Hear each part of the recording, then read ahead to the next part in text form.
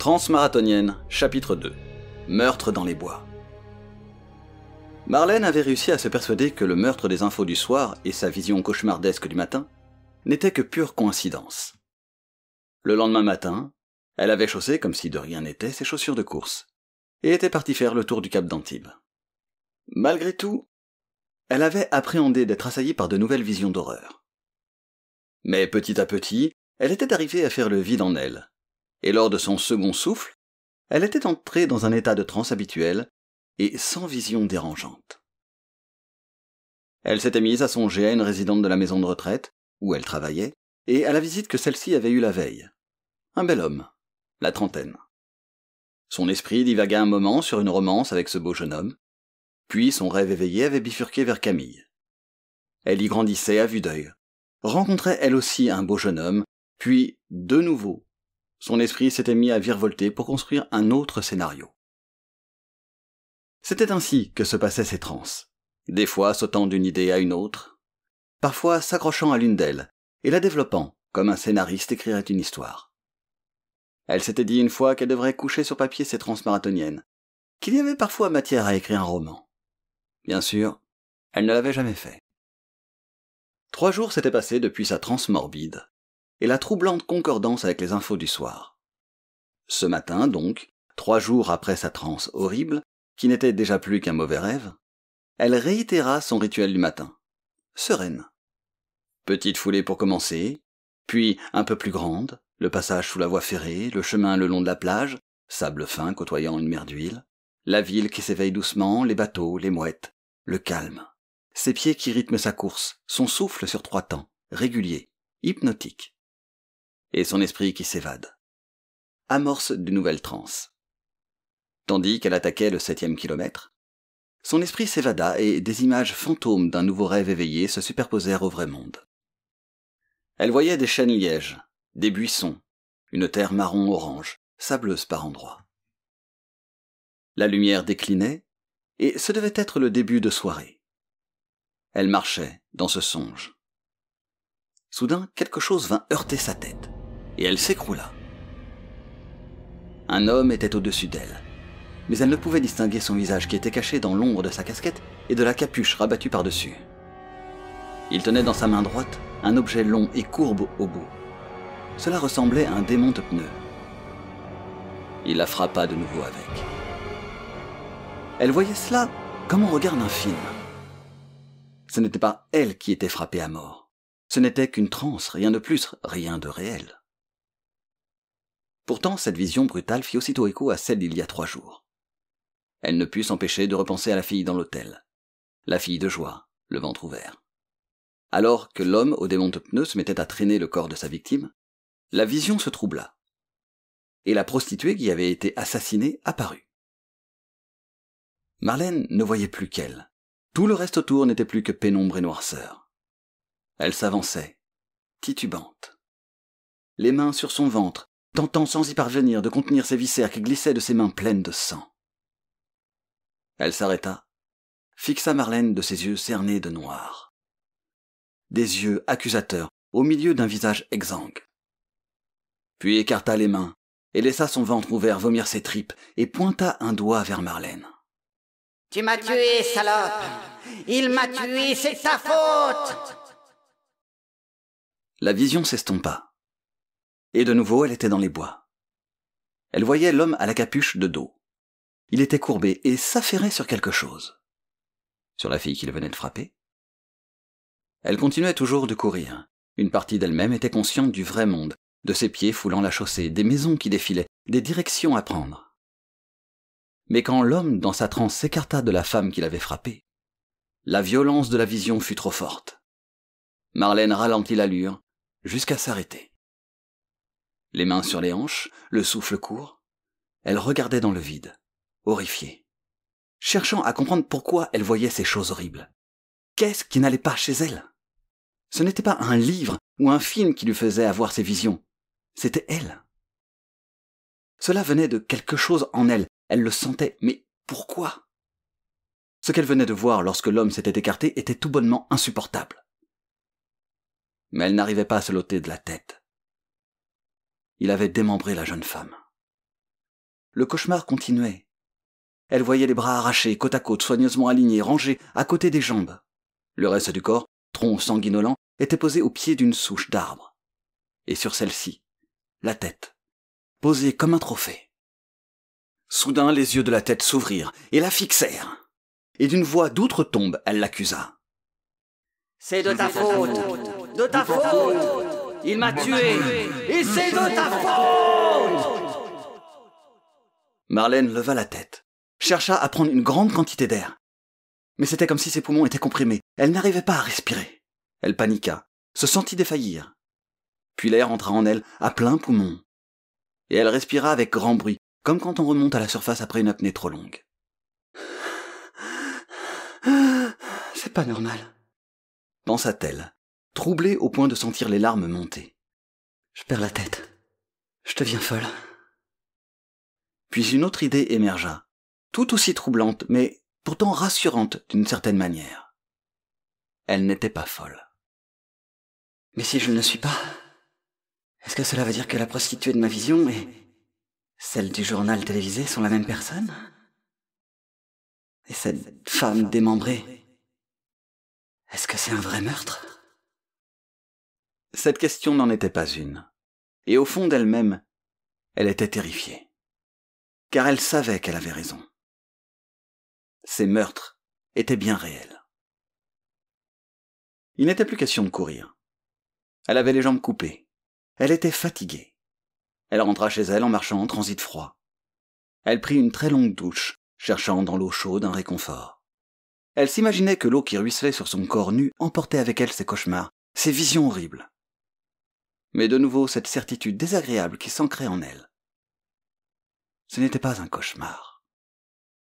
Ce qu'elle avait vu s'était réellement passé. Une femme avait été tuée dans les bois. Elle et la prostituée l'avaient accusée. Pourquoi? Était-il possible que ces visions aient une raison d'être? Est-ce que quelque chose la liait à ces femmes, ou bien voyait-elle cela pour que cela cesse? Une sorte d'appel à l'aide d'outre-tombe? Elle ne pouvait plus rien pour ces deux femmes qui avaient été assassinées, mais peut-être pouvait-elle faire en sorte qu'il n'y ait pas d'autres meurtres? Était-ce pour cela qu'elle avait ces visions? Pour faire en sorte que le meurtrier soit arrêté avant qu'il ne commette d'autres meurtres? Quand elle déposa Camille à Sabrina, celle-ci remarqua le trouble chez son amie. « Qu'est-ce qui t'arrive, Marlou, ma belle? Qu'est-ce qui te tracasse? Je vois bien que ça va pas. » Camille était montée à l'étage. Marlène avait ses clés de voiture en main. Elle était déjà en retard. Sabrina l'interrogeait du regard. Marlène inspira, puis souffla longuement, et entra dans le bar en disant « Serre-moi un verre. Je crois que je suis en train de devenir folle. » Sabrina referma la porte, fit le tour du comptoir, sortit 2 verres, et déboucha un rosé de Provence qu'elle mélangea à du sirop de fraise. « Vas-y, je t'écoute. » Marlène lui parla de sa vision de la prostituée et des infos du soir même, puis de la vision qu'elle venait d'avoir ce matin et du fait qu'elle était presque sûre que ce n'était pas un rêve, que la femme qu'elle avait vue était vraiment morte et que son corps reposait tel quel dans les bois. « Qu'est-ce que je dois faire? Tu crois que je devrais en parler à... » « La police? Ils vont te prendre pour une cinglée. »« Ouais, c'est peut-être bien ce qui m'arrive, » dit-elle en vidant son verre d'un trait. « Écoute-moi, ma belle. Être une femme seule, avec une enfant, à devoir tout gérer, le travail, les courses, le ménage, les lessives, les factures. Camille, je te donne un coup de main, mais je sais que toute seule, ce n'est pas évident. La charge mentale qui précède le burn-out, Marlène, ce n'est pas un mot qu'on lit que dans Psychologie Magazine. Ça existe pour de vrai, et je crois bien que c'est ce qui t'arrive. Tu ne crois pas que ce que j'ai vu est vrai, c'est ça? Tu crois que je pète un câble? J'en sais rien, ma belle. Je suis pas comme ta collègue, j'ai pas fait d'études de psychologie. Écoute, si tu crois que c'est important, si tu penses que tu dois faire quelque chose, genre aller voir la police, fais-le. Tu sais que, quoi qu'il arrive, ici, ça sera toujours ton refuge. Je t'aime, Sab. Moi aussi, Marlou. Maintenant, magne-toi, parce que t'es grave à la bourre. Elle arriva en retard à la maison de retraite et, bien évidemment, Séverine s'aperçut elle aussi du trouble chez Marlène. Comme à son habitude, elle ne la pressa pas de questions. Elle devait de toute façon s'occuper des pensionnaires, et ce ne fut qu'en milieu de matinée, lors de leur pause, que Marlène se confia à elle. Séverine prit très au sérieux son histoire de vision, à son grand étonnement, et lui conseilla même de noter les moindres détails sur un papier. « Pourquoi faire ?» lui demanda Marlène. « Si tes visions sont bien réelles, il est possible que tu aies vu des choses sur le meurtrier. Tu devrais en informer la police. » Séverine disait tout haut ce qu'elle pensait tout bas. « Après le travail, tu pourrais passer au commissariat et déposer une lettre de manière anonyme, où tu donnes tous les détails de de tes visions. » Une nouvelle fois, Séverine venait de dire ce qu'il fallait, et venait de faire voler en éclats ses appréhensions. Cette idée la rasséréna, et elle se sentit soulagée d'un poids. En fin d'après-midi, elle se rendit au commissariat et entra. Elle avait en main l'enveloppe avec à l'intérieur la lettre contenant les détails de ses 2 visions. Elle allait la donner à l'accueil en demandant qu'elle soit remise au commissaire, et s'en irait, sans qu'on lui pose de questions. Mais quand elle entra, elle entendit 2 mots, bois de la Valmasque et démembré. Son visage dut virer au blanc car un jeune policier s'approcha d'elle en lui demandant si ça allait. « Non, » s'entendit-elle dire.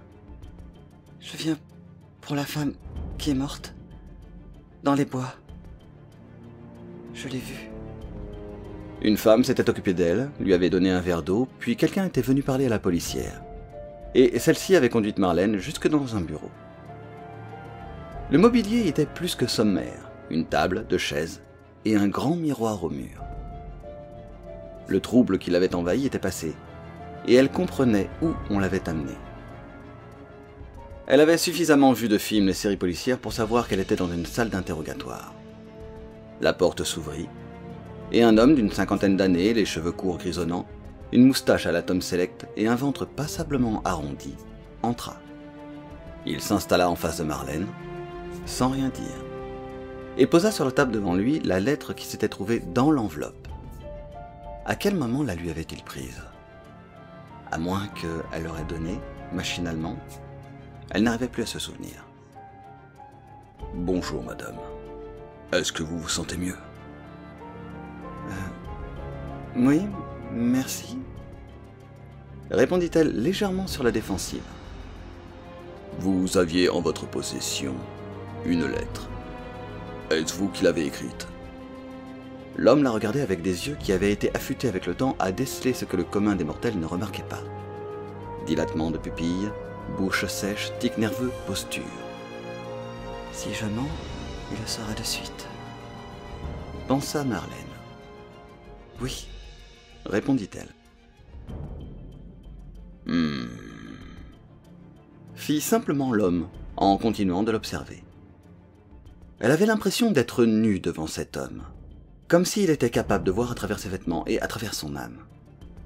Il continua. « Pourrais-je savoir pourquoi vous nous avez apporté cette lettre ?»« Parce que je pensais que ça pourrait vous être utile. » Refit l'homme, toujours pensif, toujours avec ses yeux de détecteur de mensonges. Il repositionna sa chaise bien en face de la table, prit la lettre pour la recentrer bien devant lui, comme le ferait une personne qui aime l'ordre et la précision. Puis, en prenant une grande inspiration, posa ses coudes sur la table, les mains à hauteur de visage, doigts écartés les uns contre les autres, tapotant légèrement ses lèvres avec ses 2 index de joint. « Je suis le commissaire Aligné. Ce que vous décrivez dans cette lettre, certains détails connus seulement de nos services, sont non seulement vrais, mais troublants. Ce matin, 2 randonneurs qui marchaient dans les bois de la Valmasque ont été intrigués par un sanglier qui se promenait avec ce qui leur a semblé un bras humain dans la bouche. Curieux, ils se sont dirigés vers l'endroit d'où venait le sanglier. Ce qu'ils ont découvert est exactement ce que vous avez écrit là. Une femme démembrée, la tête reposant sur une souche d'arbre. Nous n'avons pas informé la presse. Tout ceci est encore confidentiel. Alors, ma question est la suivante. Comment pouvez-vous être au courant de ces détails? Marlène n'avait pas le choix. Les yeux du commissaire la scannaient. Elle inspira un bon coup et raconta ses visions.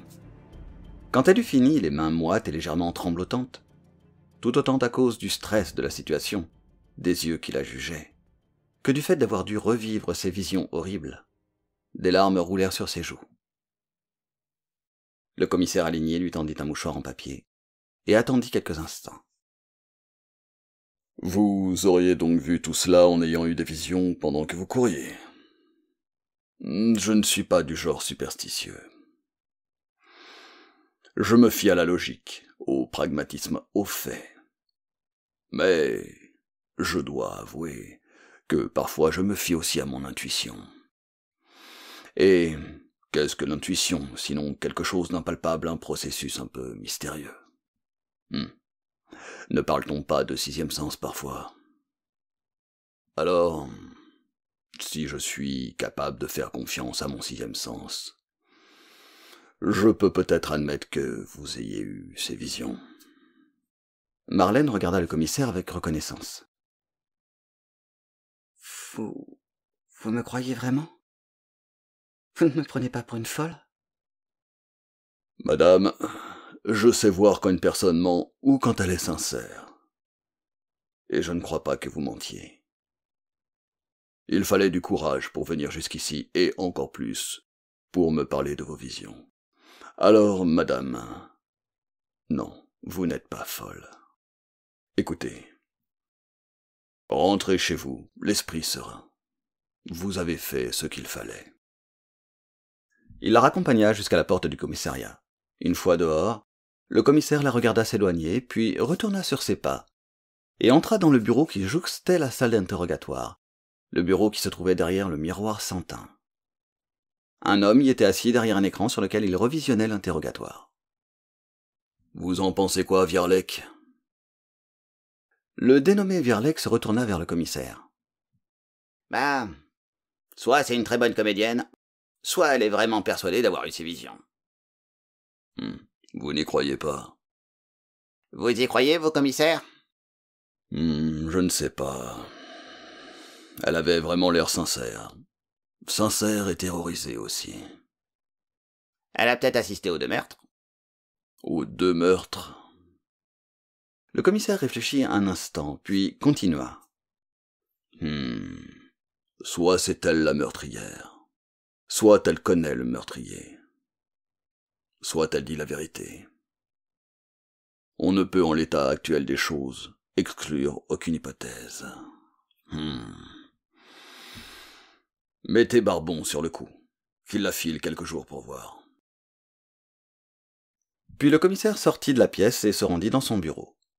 Il s'installa dans son fauteuil, ouvrit le tiroir de gauche et piocha dans un sachet un rouleau de réglisse qu'il se mit à mâchouiller. « Une extralucide, » pensa-t-il. Ce sera une première dans ma carrière. Mais son côté cartésien le fit hésiter de nouveau. Il n'est pas impossible qu'elle connaisse ou qu'elle ait surpris une conversation des randonneurs de ce matin. Quant au premier meurtre, les journaux en ont suffisamment dit pour qu'une personne puisse élaborer un scénario du déroulé du meurtre. Ouais, ce n'est peut-être qu'une farfelue de plus. Et des farfelus, il en avait vu dans sa carrière. Finalement, il réussit à se persuader que c'était une fada qui s'était payé un shoot d'adrénaline en venant au commissariat raconter son histoire, et pendant un moment réussir à être le centre d'intérêt. Ouais. Probablement une femme dont la vie est triste et ennuyeuse. Une femme timide, que personne ne remarque et qui cherche à ce qu'on s'intéresse à elle.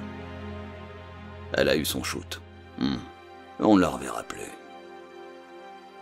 Mais le commissaire Aligny se trompait.